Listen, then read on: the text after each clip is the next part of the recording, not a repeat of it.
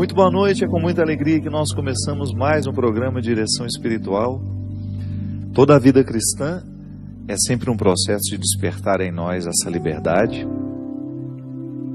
Não podemos admitir a vida cristã sem o empenho pela liberdade interior. E isso acontece nas mais pequenas coisas.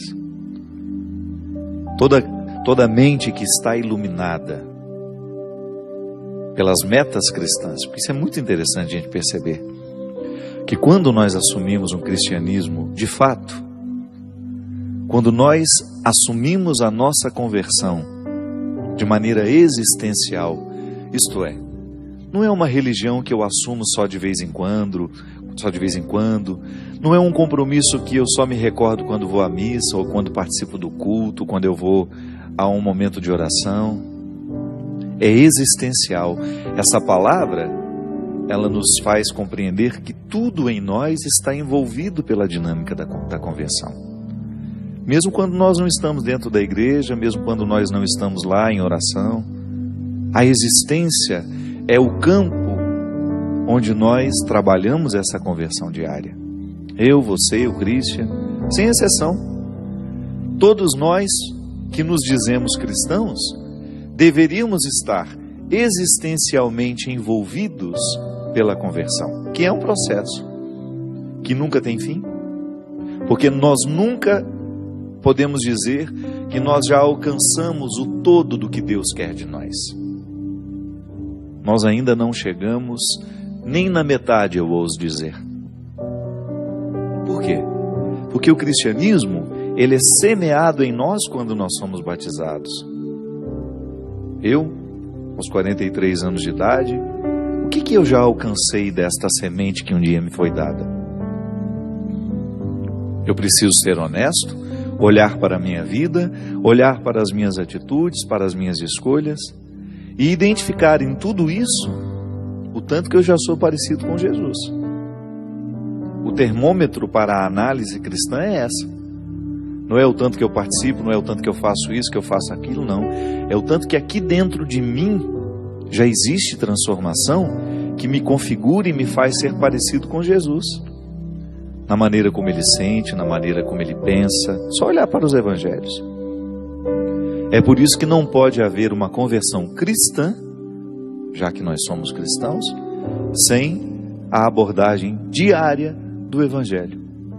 Por isso que a igreja é tão sábia em nos proporcionar a liturgia diária.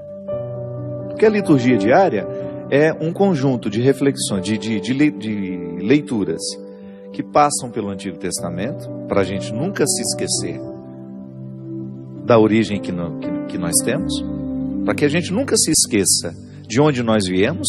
Então nós temos a leitura do Antigo Testamento, temos um salmo que é o momento da oração, onde nós rezamos liturgicamente aquilo que a leitura nos proporcionou, e depois a gente tem um contato com o Evangelho, que é onde nós vamos pensar a nossa atitude à luz da vida de Jesus.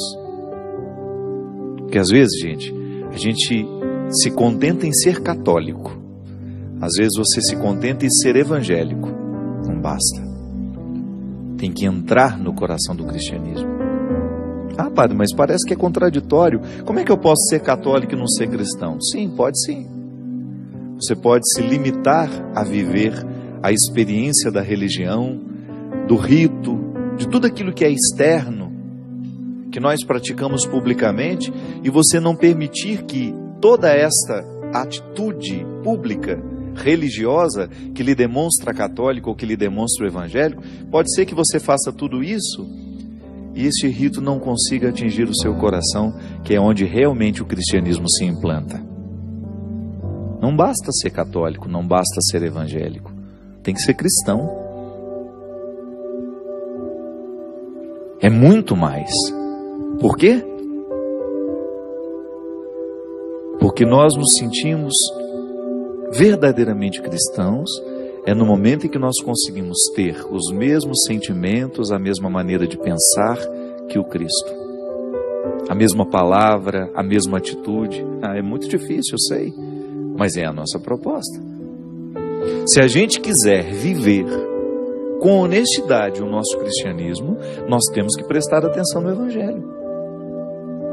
Não há outra maneira de viver o cristianismo senão olhando diariamente para o jeito de viver de Jesus. E aí, no momento em que você está lá no seu trabalho, precisando ter uma atitude diante do seu amigo, diante do seu companheiro de trabalho, e você percebe que aquilo que você vai fazer vai enganar, vai prejudicar o outro, você acende a luz imediatamente. Isso é cristianismo. E você pensa, à luz do Evangelho, eu não vou fazer isso com meu amigo, não vou fazer isso com meu companheiro de trabalho, porque se Jesus estivesse aqui no meu lugar, ele não faria isso.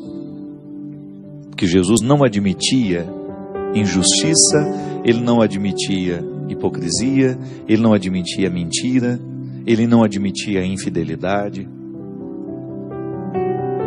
Então, porque ele tinha uma prática sempre coerente, ele tem o direito de pedir isso de nós. E o que é mais interessante, gente, não vai nos causar nenhum prejuízo ter essa atitude, é pelo contrário. Eu, quando eu sou honesto, quando eu sou verdadeiro, quando eu quebro dentro de mim as cadeias do pecado, eu sou o primeiro a ser beneficiado por isso. Porque nós que experimentamos o pecado, nós sabemos o tanto que isso nos pesa com o tempo. Vai vivendo uma vida de erros para você ver. Passa uma vida inteira enganando as pessoas para você ver. Você vai perder o sono, você vai perder a alegria, você vai perder a leveza, porque é assim. É por isso que na Sagrada Escritura existe aquela passagem que nos diz que o salário do pecado é a morte. Não é porque Deus quer nos matar porque somos pecadores, não. É uma consequência natural que nós vamos nutrindo, nós vamos recebendo à medida em que a gente nutre o pecado que comete.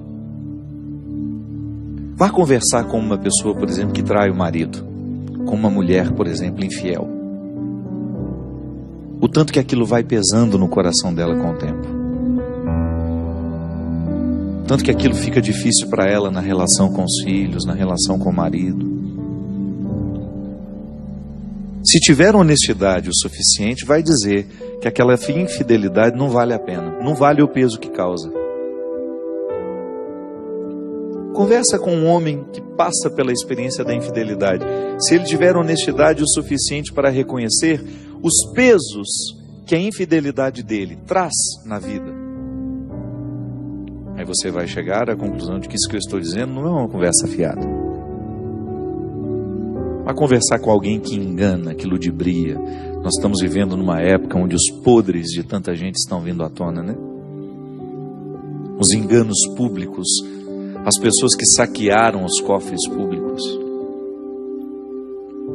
perdem o sono agora porque descobrem que o crime não compensa mesmo, sobretudo quando nós estivermos passando a limpo este país, para que a gente tenha condições de retomar a ética que nós brasileiros merecemos dos nossos administradores. Nós pagamos impostos, nós trabalhamos e pagamos muito caro para viver neste país, para que esse bando de safados sem vergonha limpem os cofres de um dinheiro que deveria estar retornando para a nossa saúde, para as nossas estradas, para a nossa segurança, para a qualidade da vida que move este país, que trabalha, que levanta cedo, você que levanta todos os dias às 5 da manhã, para dar conta da vida, para fazer mover este país. Está lá, os grandes na prisão, não sei quanto tempo ficam, mas de qualquer maneira assusta, né? Não vale a pena. Não vale a pena você roubar o seu amigo. Não vale a pena você buscar uma influência para você tirar um dinheiro que não seria do direito seu. Isso pesa, chega um momento que isso pesa. Não é possível. Não é possível que a gente vá se acostumando assim com as coisas ruins que nós fazemos e que isso depois não gere um incômodo.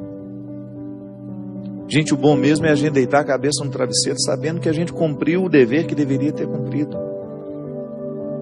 Ainda que a gente não tenha muita coisa na vida, pelo menos o que a gente tem é honesto, não nos tira o sono. O pecado deixa a sua fatura sim. E é por isso que se a gente perde de vista a referência que o Evangelho nos propõe, a gente começa a fazer um catolicismo à luz das nossas experiências. Das nossas experiências não, das nossas expectativas, né? A gente começa a criar uma casca religiosa que nos favorece, que nos permite ser desonestos, que nos permite ser infiéis. Por quê? Porque a casca está parecendo bonita a quem nos enxerga. Só que Deus vê o coração. O que nos salva não é essa casca que a gente leva pela vida fora. A sua salvação não está nesta aparência, neste catolicismo aparente. A salvação está no cristianismo da intimidade. É nesse cristianismo íntimo que existe a salvação. Eu sei que muita gente se contenta com as aparências, mas não deveria ser a postura de um verdadeiro cristão. Foi o Cristo mesmo que, sem medo, desafiou, apontou para um sepulcro e disse: olha, muita gente é igual a esse sepulcro. Por fora está caiadinho, bonitinho, né? Lá em Minas a gente fazia uma caiação na casa, né? O que é caiação?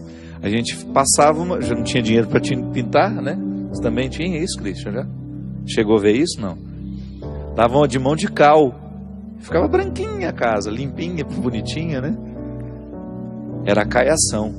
Quando Jesus fala o sepulcro caiado, ele faz uma referência a isso, né? Que está aparentemente limpo por fora e por dentro tem carne estragada, ossos, podridão, porque quando a gente morre é isso que a gente vira.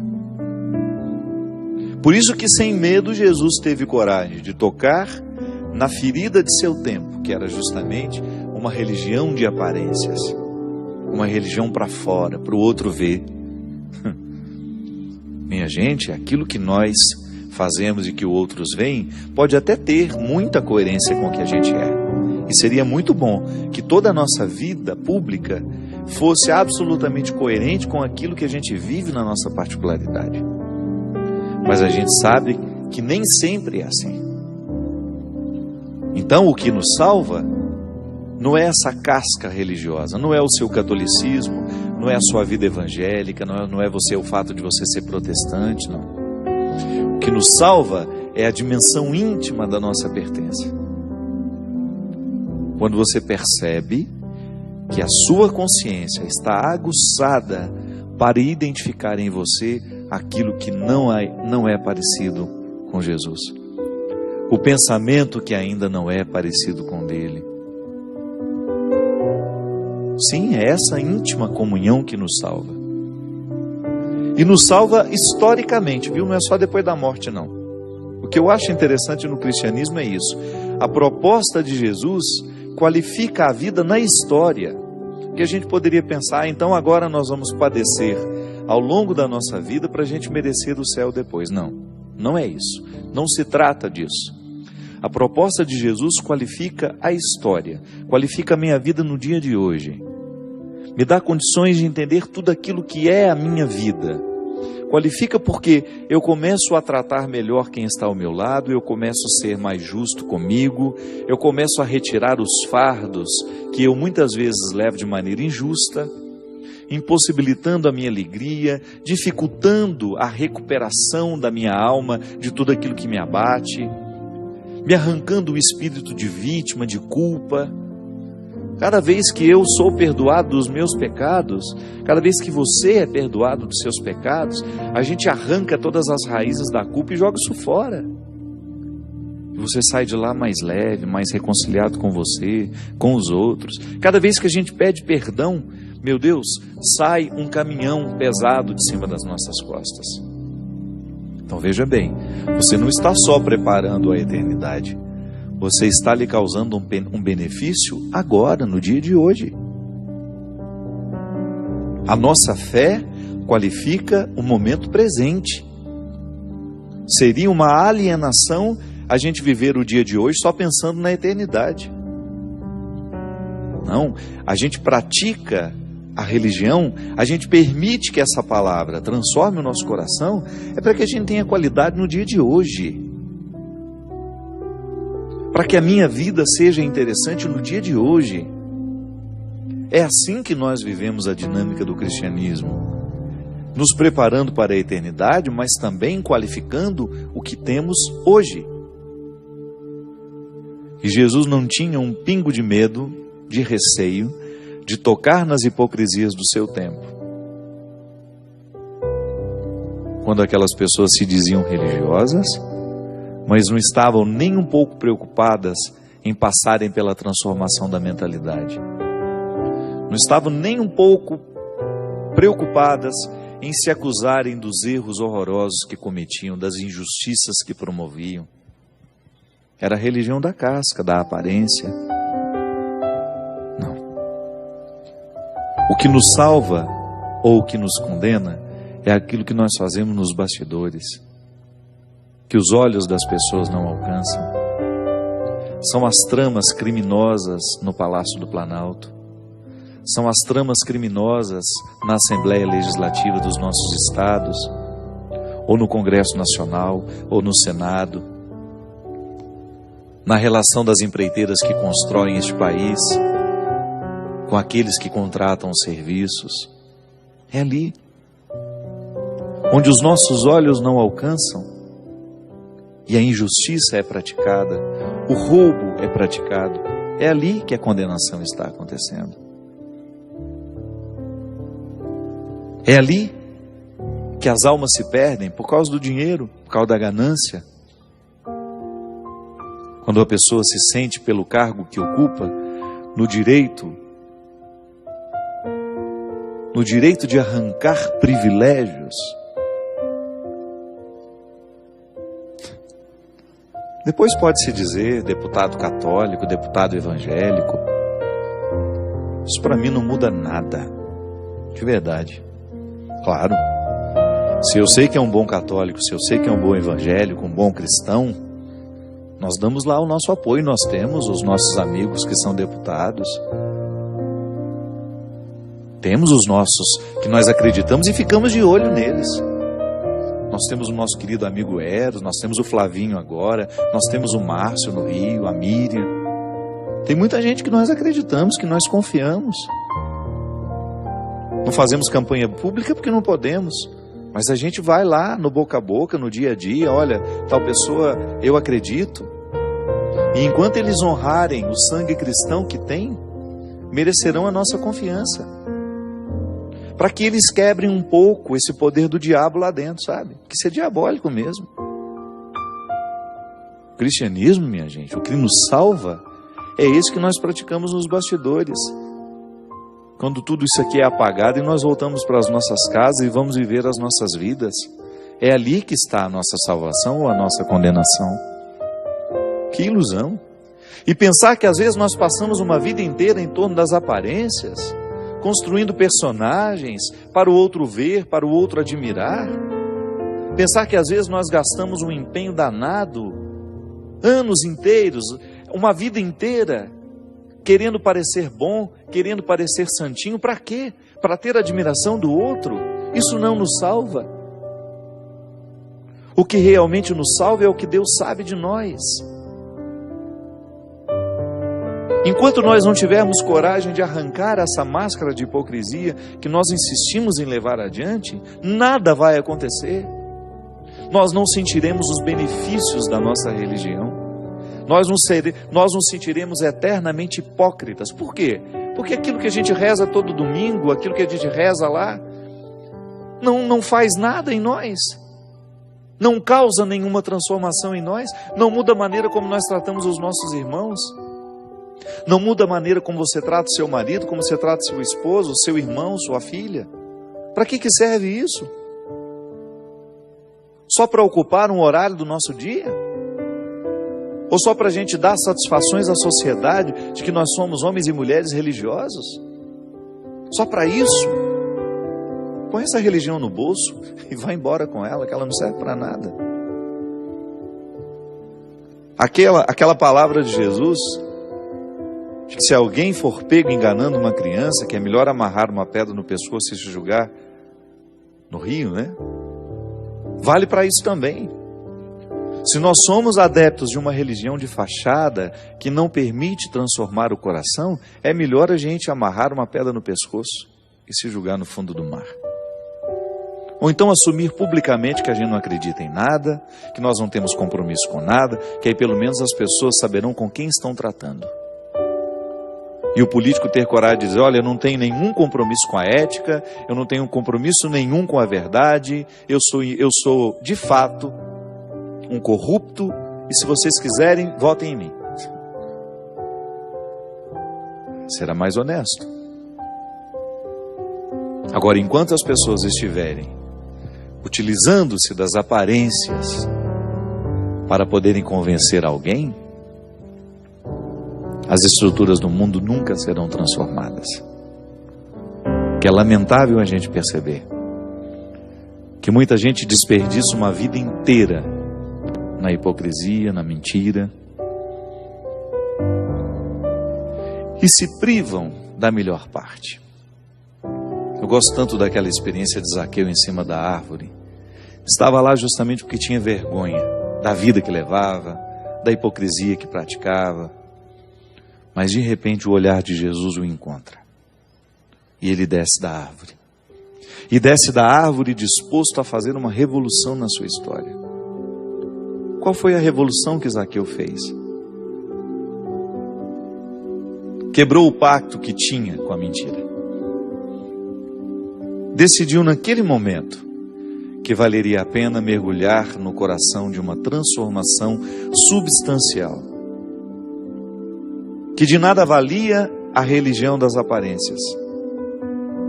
Que de nada valia aquela impunidade em que ele estava se metendo.